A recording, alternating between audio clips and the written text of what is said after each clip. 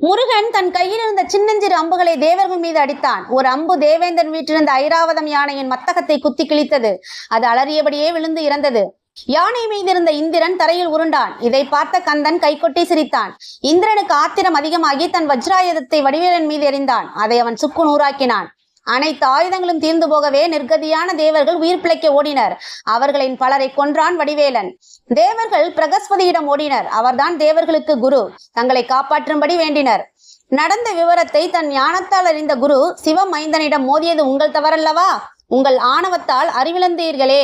என்னிடம் பாடம் படித்தும் முட்டாளாக இருந்திருக்கின்றீர்களே. என் பெயரை கெடுத்து விட்டீர்களே. சரி, நானே போய் அவரிடம் சரணடைகின்றேன் என்று கூறி புறப்பட்டார். பாலமுருகனை சந்தித்து அவனை வாழ்த்தி வணங்கி நடந்த செயலுக்கு மன்னிப்பு கேட்டார். சிவபெருமானே பிரகஸ்பதி என்ற சொல்வாரும் உண்டு. அப்படி இருக்கும்போது தந்தை மகனிடம் மன்னிப்பு கேட்கலாமா என்றால் குருவுக்கு குருவான முருகனிடம் மன்னிப்பு கேட்பதில் தவறில்லை என்றே எடுத்துக்கொள்ள வேண்டும்.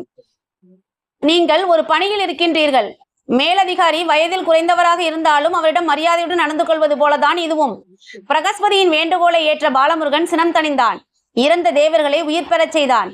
அவர்களின் ஆணவத்தை அழித்து பக்தி ஞானத்தை கொடுத்தான். தானே பரம்பொருள் என்பதை உலகறிய செய்யும் விதத்தில் 6 முகங்களும் 12 கைகளும் விண்ணுயர விஸ்வரூப காட்சி தந்தான்.